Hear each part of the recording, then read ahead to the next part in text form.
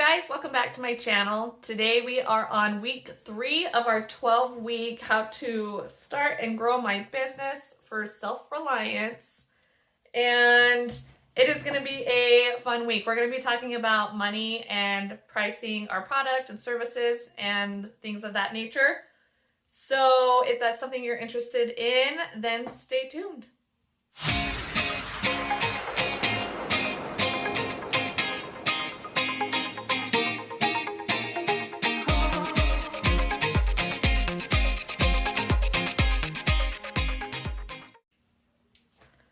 Alright, so if you're new here, you can go check out my playlist under my business playlist. It is going to explain kind of what this course is, who it's for, and what it entails. Again, we are on week 3 of a 12-week program, and it is a course that is done through my church organization. I am not a sponsor, I am just a member, and I've taken this course before. I really enjoyed it. My business model has changed, so I'm doing a refresher and I am taking it again. So at this point, I'm just bringing you along if it's something that you find useful. There's a lot of good information and tips and tricks in this book. So the first thing that we're going to be discussing is our foundation principle, which is managing our money. And the first question that it asks us to ponder is, why is managing money so hard and so important? And I feel like that's pretty obvious. Money is going to be necessary in order to start a business. And it is really, really hard because there's a lot of wants out in the world, and there's a lot of things that are pushing for us to buy or that we may want to buy, and we need to be disciplined and we need to be able to control our spending and use it in a way that is going to benefit us and help support and grow our business, and make sure that we're not just depleting our funds and not making any money to the point where we can't support our needs and our family. So it is really important. And there's a cute video, but I'm going to read it. It's a conversation between these two kids. They're just a young boy and girl. They're dressed in adult clothing and they're having an adult conversation about money, and it's really cute. So they're acting like their parents, and this is the conversation that they're having about money. The boy says, "I'm home, dear." "Welcome home." "Oh my, you look tired," says the girl. "You do too. You work very hard, don't you?" says the boy. "Well, we're supposed to work, aren't we?" And then the boy says, "I earned 10 today." "Oh, what a blessing. So, first things first, let's pay our tithing, shall we?" And the boy says, "But what if we don't have enough?" The girl says, "That's where faith comes in." And the boy says, "Okay, so what's next?" "Well, we'll need to buy food and bus fare and pay rent. And then it would be nice to buy a chair. But we can't, see? We don't have enough money," the boy says. "Could we borrow some?" "They say debt is dangerous. We don't want to get in trouble." "Okay, you're right. So what do we do with this?" The boy says, "Let's save it. You never know what will happen." And the girl says, "That feels right, but there's nothing left for fun." And the boy says, "We have each other, and I'll try to earn more." The girl says, "I'll try to spend less." And then the boy says, "That way we can be happy and self-reliant."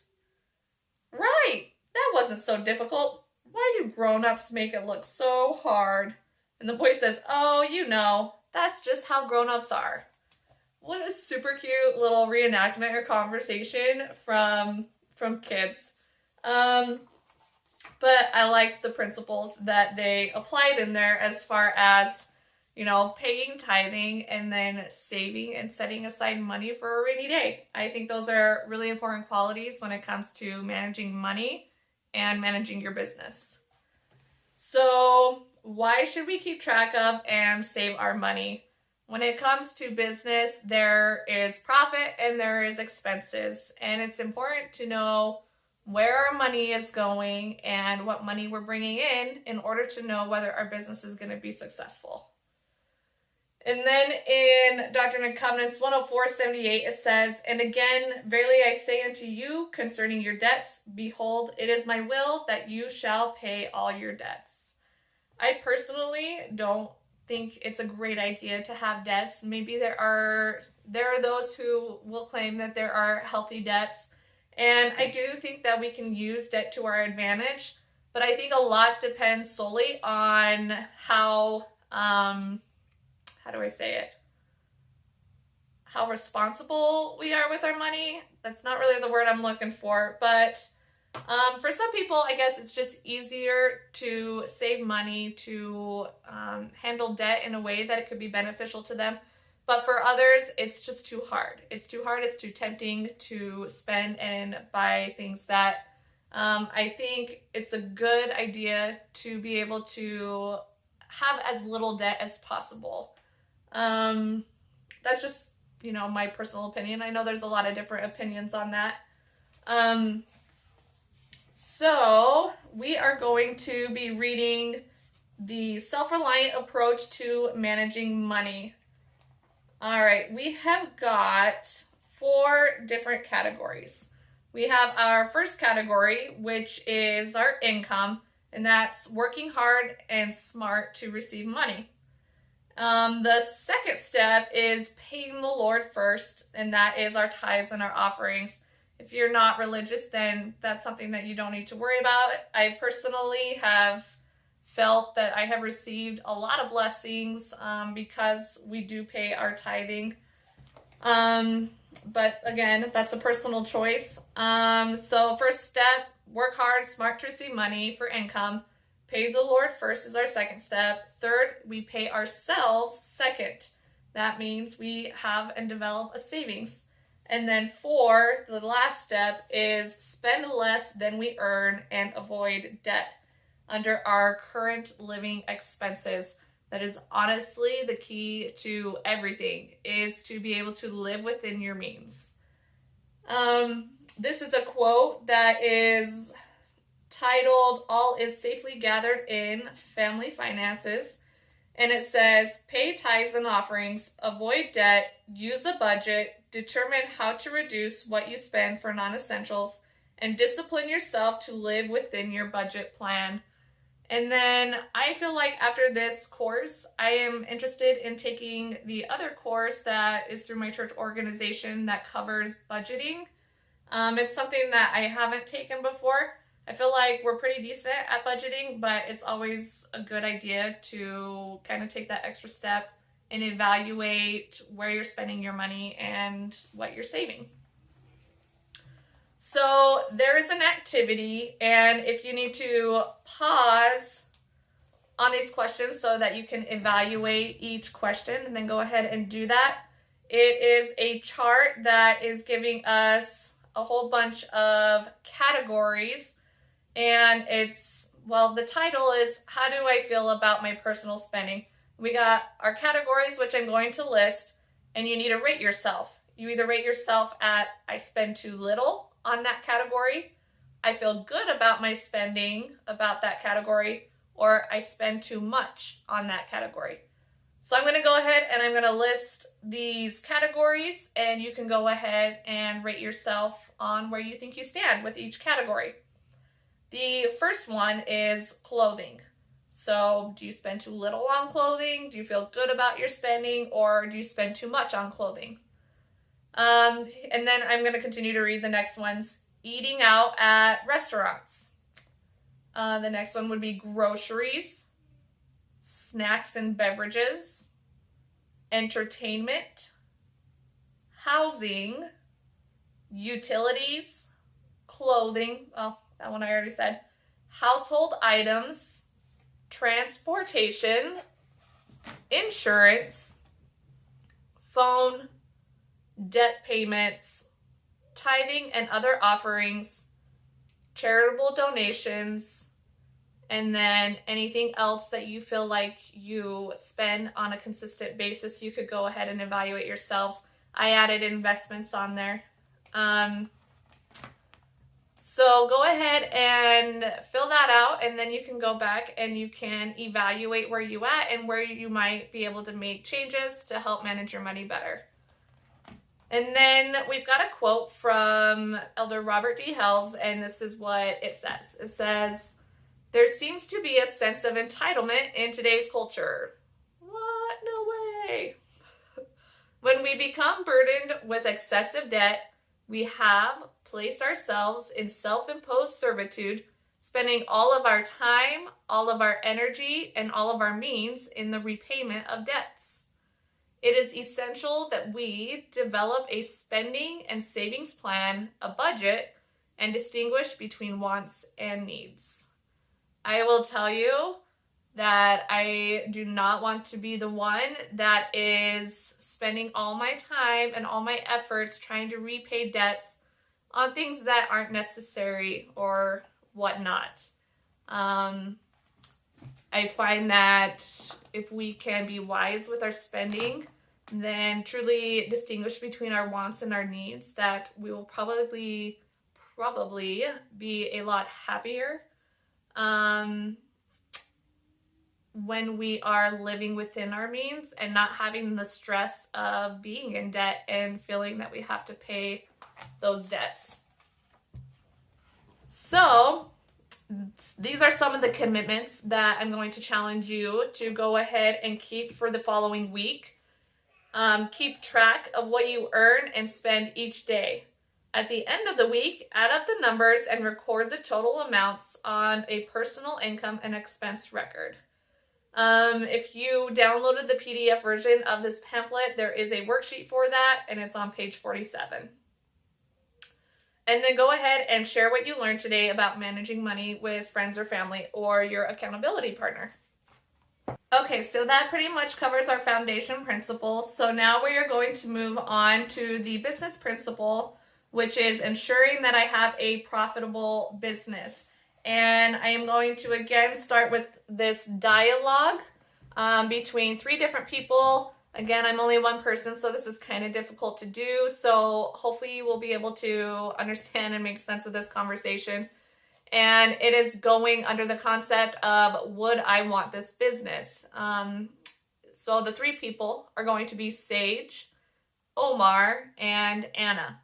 And we're going to go ahead and read the script and go from there. So it starts with Sage. She says, "Hi, I'm Sage, and I'm thinking of starting my own business. So I thought I would check around and see what other people are doing. That's how I met this couple, Omar and Anna. What kind of business do you own?" Omar says, "Well, we started our mobile oil change business a little less than a year ago." And Anna says, "It's been crazy keeping up with all the calls." Omar says, "Dealerships usually charge $29.95 for an oil change. We figured if we undercut them by a little, we could get a lot of their business." Anna says, "And we go to our customers. They don't have to sit in a smelly waiting room reading old magazines. We go right to their workplace and wherever their car is." Sage says, "Wow, that's convenient. You don't have a shop, so no expenses there. Are you making good money?" Omar says, "We pay ourselves a little and we get 3% to 4% profit on every job. We thought about adding other services like rod chip repair and wiper blade replacements, those kinds of things." Mama? Yes, bud?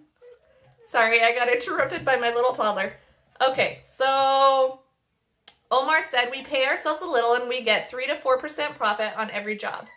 Anna says we thought about adding other services like rock chip repair and wiper blade replacements, those kinds of things. And Omar says, "We just don't have enough room in our van, and anyway, we don't want to take out a loan to pay for those things until someone orders them." Anna says, "We want to keep our expenses low, obviously." Sage says, "Thanks for talking to me. Makes me wonder, is this a business I would want?" Okay, so thinking about that scenario, if you were in Anna and Omar's position, do you feel like that is a business that you would want? Do you feel like that their business model is profitable and that it could be something that they scale and grow? So we're going to be talking about that. Personally, I feel like If they've got an advantage to being able to go to the customer's location, I think that is a competitive advantage. But if they're paying themselves a little bit and they are only getting 3 to 4% profit on every job, then I don't think it's going to be a very profitable business in the long run. So if you have any comments on that or what you think about that business, is it something that you would want? What would you do differently? Go ahead and comment that below. All right. Each day we should work to improve our business. So we have got another activity. So if you have your notebook handy, we are going to kind of go over a business planner, and we are going to fill out this section. It is thinking about our unmet needs or problems that we're trying to solve with our business. If you want to update what you write down later on, then you can make updates to those as you go.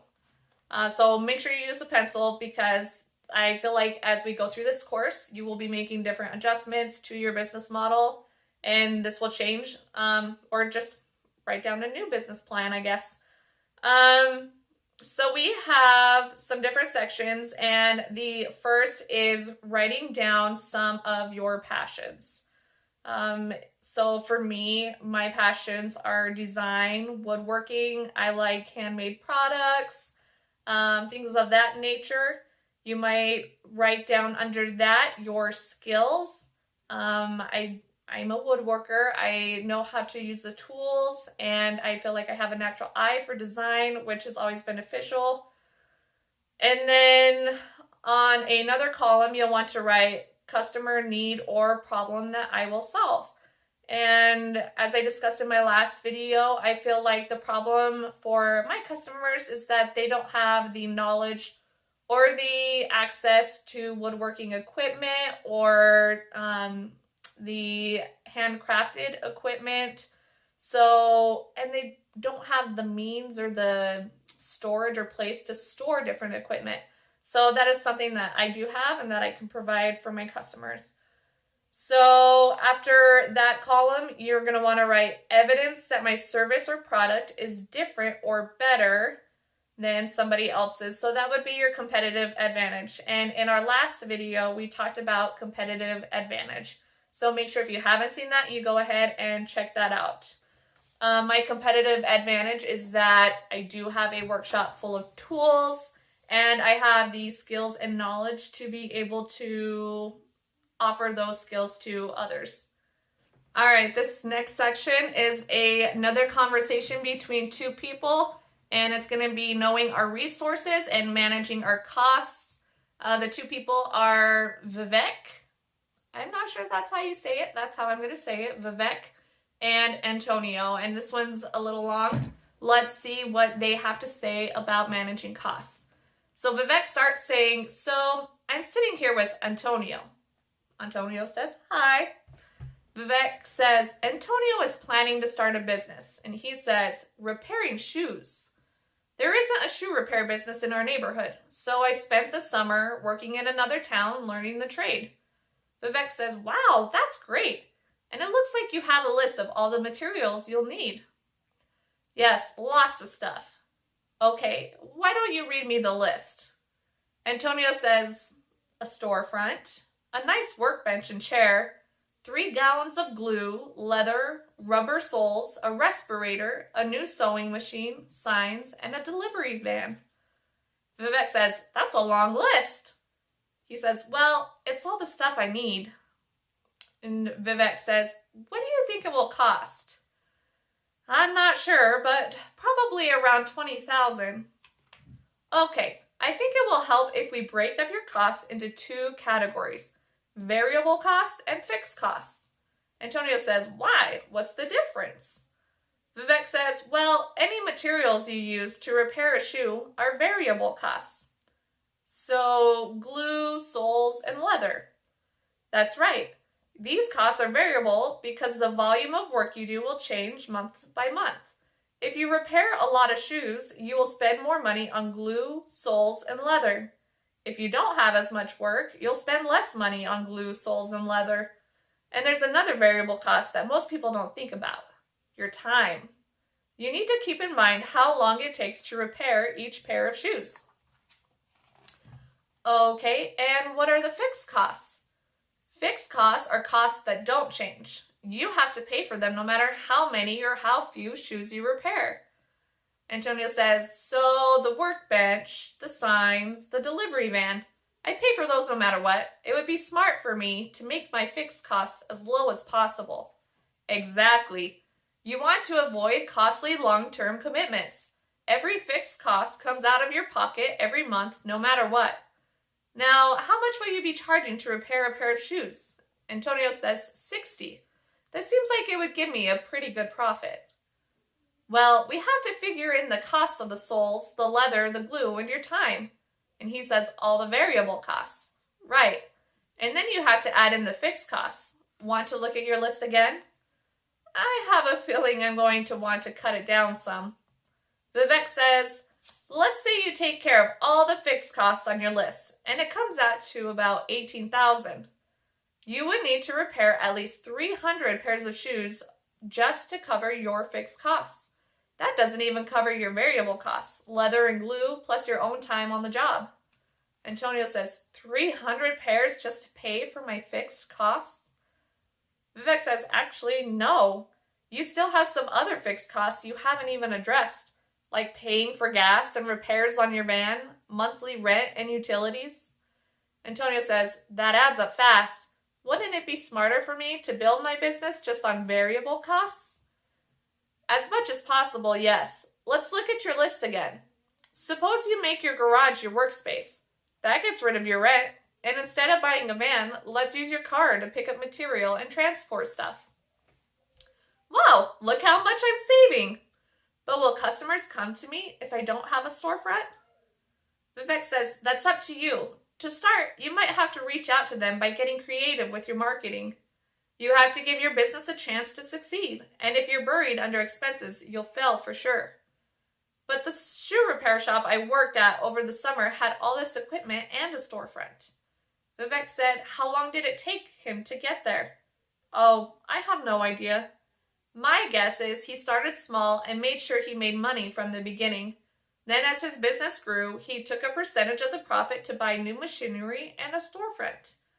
So he was never in debt? That's right. Most likely he was smart with managing his costs. His variable costs included his time as well as the cost of materials. And he made sure he earned enough profit to cover his low fixed costs. Well, I do need a few things to get started. Vivek says, of course. The important thing is that you be frugal and resourceful. Don't be afraid to buy used materials for what you need. Consider building your own, borrowing when it makes sense, or even asking friends for help. Remember, all the money you spend is money that could have gone into your pocket. Got it. One last thing. I have this pair of boots that I need a new sole. I can help with that, but I need a favor. Sure. You have to tell all your friends what a good job I do. There you go. I think these are really important to be going over and discussing are the variable and fixed costs. I think there's a lot of things that we don't think of, like how he had written down and told Vivek of the variable and fixed costs, but he didn't include things like his gas or things like that. What about the utilities to run the equipment and things of that nature? So we have to make sure that we are incorporating all of those variables when building our business model.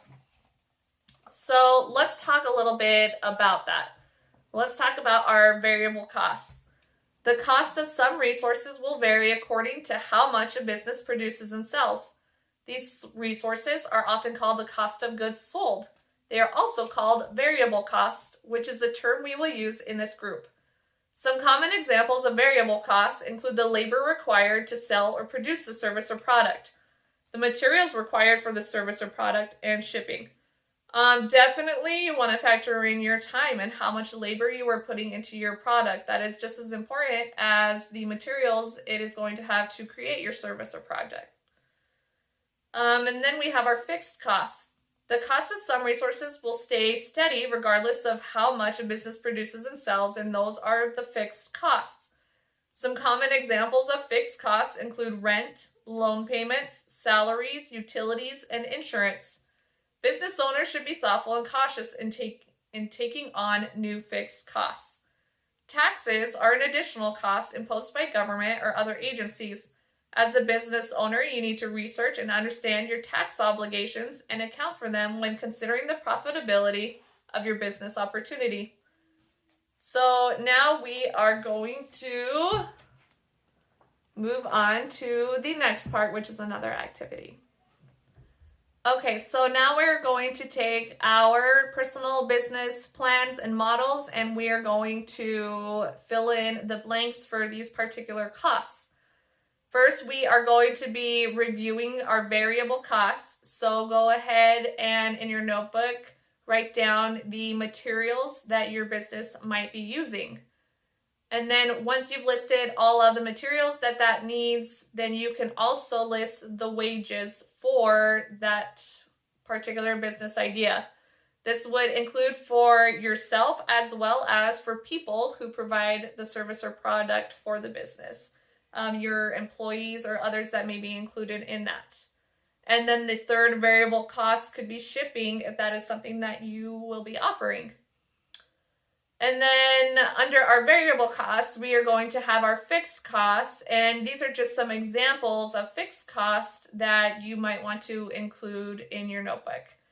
Things like advertising, contingency, that's for unexpected costs, and I am pretty sure with whatever business, it'll be a great idea to have a contingency plan because there's always something that is unexpected or that you maybe didn't think of at the beginning and that you'll want to add into your fixed costs later on. Then your equipment, if you have any, furniture, insurance, licensing. All businesses have to go through their state and local and federal regulations, and that costs money as well. Loan payments, rent, salary for anyone who administers or supports the business, tools, utilities, vehicle, and your website. And then if there are any others that you can fill in there that pertain to your specific business, you'll want to add that in as well. After you've done that, you want to be able to answer these two questions. The first question is, what is the estimated cost of each of your variable costs per month? Once you've done that, then you can answer the question, what is the estimated cost of each of your fixed costs per month? All right, so those are two things that you're going to have to sit down and evaluate and write down in order to be able to get a better idea of whether your business is going to be profitable. All right, so we are going to move on to the next section. Now, this section is understanding gross profit margin and net profit margin. There's a lot of big words and concepts when it comes to this, so hopefully we'll be able to explain it in a way that is easy to understand. So let's go ahead and talk about that. And if you need to write notes in your notebook, there's a couple equations that you can put in there to help you figure these questions out. So profit is the money a business keeps after the costs, often called expenses, are taken away from the sales revenue. It is calculated as follows. So this is the equation that you might want to write down. You have your sales revenue minus your cost, and that's going to equal your profit. It's pretty self-explanatory, right? So there are two different types of profit. You have your gross profit and you have your net profit. All right, so here's the equation for your gross profit. It's your sales revenue minus your variable costs. That is going to be your gross profit. Okay, your net profit is calculated as follows. You're going to have your sales revenue minus your variable costs minus your fixed costs. That is going to be your net profit. Okay, so it's not enough to know only the gross profit and net profit your business is making. To know if your business is succeeding, you also need to know the profit margin. The profit margin is a percentage that you can calculate using simple math. This percentage will tell you about the profitability of your business. All right, now here's our big equation. You didn't know you'd have to do math, right? But we got some math going on. We've got our gross profit margin, which is the percentage of money the business keeps after the variable costs are subtracted from the sales revenue. And this is how you calculate that. You have your sales revenue minus your variable costs, and you divide that over your sales revenue. And that equals your gross profit margin percentage. Okay? So your sales revenue, I should write this on a board. Your sales revenue minus your variable costs on the top. And you divide that with your sales revenue, and then that's going to give you your gross profit margin. All right, so we are going to go ahead and figure this out with an example, which is perfect because it's about Christmas light installation and Christmas is around the corner. All right, so imagine that a Christmas light installer charges $250 to install lights on your home. The variable costs are $80 for the labor and $45 for the Christmas lights and hooks for a total of $125. All right, so we're going to try and figure out the gross profit margin for this job using that formula. Okay, so we are going to take our sales revenue. Man, I really need to get a whiteboard. I might have to get a whiteboard for future videos in case we run into some more equations. Okay, so we have our 250, right, which is the total charge. That's our sales revenue. We're going to subtract our variable costs, which is the 125. That leaves us with 250 minus 125 is 125. Okay, we're going to take that and we're going to divide it by our sales revenue, which is the 250. So we have 125 divided by 250. That equals 50% gross profit margin. So $125 gross profit. All right, if you have any questions about this, go ahead and comment below. I am happy to answer or clarify. But that is how you figure out that. Now we have a net profit margin, and it's the percentage of money that businesses keep both after the variable costs and after the fixed costs are subtracted from the sales revenue. And you calculate it the same way, pretty much. You have your sales revenue minus the variable costs, minus the fixed costs, and you take that and you divide it by the sales revenue. And that net profit margin is important because it tells you the percentage of money that could be reinvested in the business or returned to you as the business owner. Okay, so we're going to go back and we're going to go back to our Christmas light example, okay? And so in addition to the $125 of variable costs, the installer has fixed costs that average $50 per job to cover his expenses associated with the truck, with marketing, and with insurance. Okay, so now we're going to go ahead and figure the net profit margin. We're going to take that $250 sales revenue, and we're going to subtract the $125 variable cost. And then we're going to subtract the fixed cost on top of that, okay? So our 250 minus 125 gave us the 125 minus the 50 equals 75. Is that right? 125 minus 50. Yeah, 75. Okay, we're going to divide that by 250 and we get a 30% net profit margin. So we get a $75 net profit. All right, so why is it important for us to understand this? Well, most successful businesses have gross profit margins that are around 50% or greater, and net profit margins that are around 10% or greater. They also operate in a market where there is a high customer demand and the possibility for their business to grow. All right, so if we're looking back at that Christmas example, and their net margin was 30%. And according to this, most successful businesses have a net profit margin around 10% or greater. So we can verify that that particular job of installing the Christmas lights with those expenses is going to be profitable. All right. Next section is a big one. We're going to be talking about accounting for the value of our time.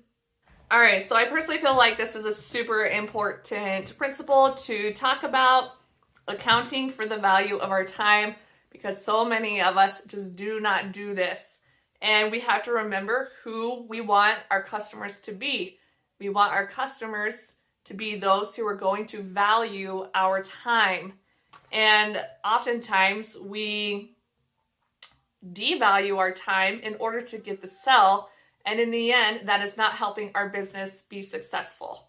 We have to value our time. So let's see what this says when it comes to valuing our time. Many business owners don't adequately account for the value of their time. Be sure to account for the labor you put into a service or a product. The cost per hour is the value you place on your time, or the amount you pay other people to help you. All right, so this is what we're going to discuss, this little scenario. Imagine a business owner who handcrafts beautiful blankets. Although the materials for the blankets are inexpensive, every blanket takes 60 hours to make. If the business owner sells a blanket for $150, what is the value of the labor required to make the blanket? All right, they sell it for $150. They divide that by 60 hours. That leaves them with $2.50 per hour.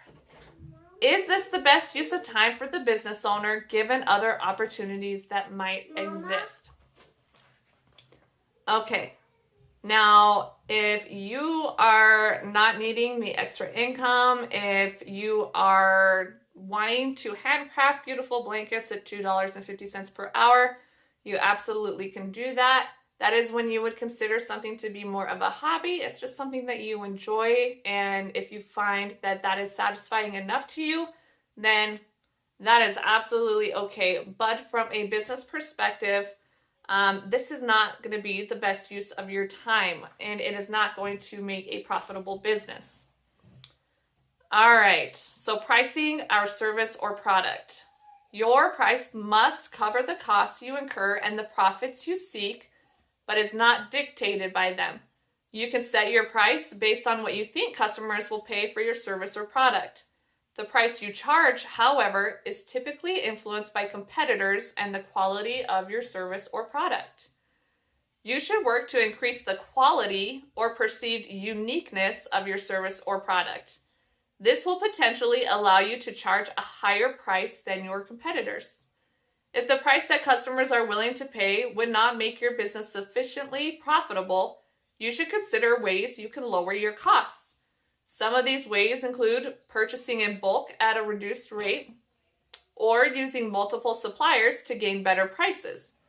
If you are unable to lower your costs, you may need to choose a different business opportunity. So these are really important things to be thinking about when you are implementing your business or if you're struggling to grow your business. Find ways that you can cut your cost. If you can't do that, find ways that you can make your product or your service more unique. You know, that goes back to your competitive advantage.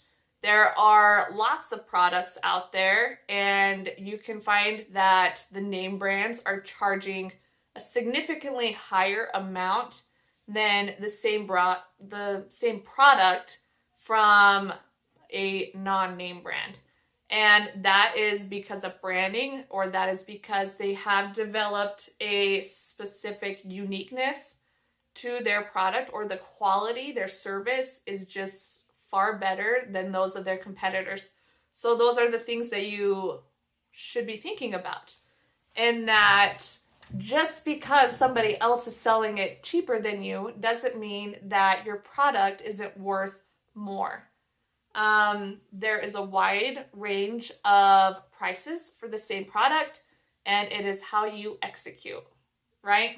And it is obviously, it has to do with the quality and the service that you provide for your customers. All right, so let's determine if you have a profitable business. So basically, at this point, after you have gone through and you've calculated your variable costs and your fixed costs, you can also go back and determine your potential income as well, and that would be your sales revenue. And then you can determine if your own business is profitable. So that is the activity that is encouraged for you to do. It's basically taking that Christmas lights example and implementing your own business idea in that and subtracting and finding out your profit margin and your net profit margin to determine how successful and profitable your business is. When you are done doing that and calculating that, these are the questions that you'll want to ask yourself. Do the anticipated gross profit margin and net profit margin suggest that you've selected a business opportunity that can be successful in the long term? If not, what specifically could and would you need to change for this opportunity to be successful, and how could you influence those factors? So those are going to be the things like lowering your costs or making your product more competitive by being more unique or adding better customer service or things of that nature. All right. You may have selected a business opportunity with good profit margins that appears to be profitable.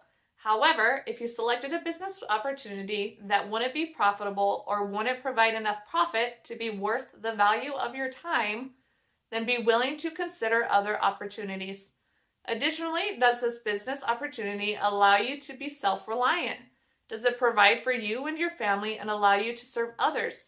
If not, be willing to consider other opportunities. All right. So, over the next week, this pretty much sums up this chapter of valuing our time and making sure that we have a profitable business while managing our money. Go ahead and go back and hopefully you can answer those questions. If you have any problems, let me know. Fulfill those commitments and activities. And decide what you're going to change this week to make your business profitable and successful.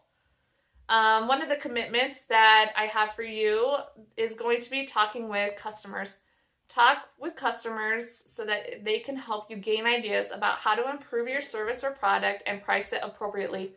This week, I want you to talk with at least 5 potential customers and ask what it would take for them to buy from you. Additionally, you could go online and ask for feedback from potential customers. And then make sure you're taking notes on what the feedback is so that you can make those necessary changes. Okay, so you need to keep track of what you earn and what you spend each day this week. Add it all up and record the total amounts in a personal income and expense record. You need to share what you learned today about money with your family, friends, or your accountability person. And then have conversations with 5 potential customers to gain ideas and learn what it would take for them to buy from you. And then go ahead and fill out the evidence that your business is profitable by calculating your sales revenue and your fixed and variable costs. I like this chapter when it gets into the nitty-gritty about money and really digging deep to make sure that you're valuing your time and that your business is profitable. It is so important to evaluate these questions in your business model. I hope that you guys enjoy this kind of content. If you do, please like, comment, and subscribe. If you want other tips and tricks, make sure to check out my previous videos. This was week 3, and so we will be moving on week 4 next time. And we are going to be talking about our foundation principle, which is repent and be obedient. And the business principles and skills is finding customers and really defining like who is going to be your customer, the importance of the customers, determining the best sales channels for your business, and attracting your customers and how you're going to attract those customers. That's about it, you guys. We'll check you out next time.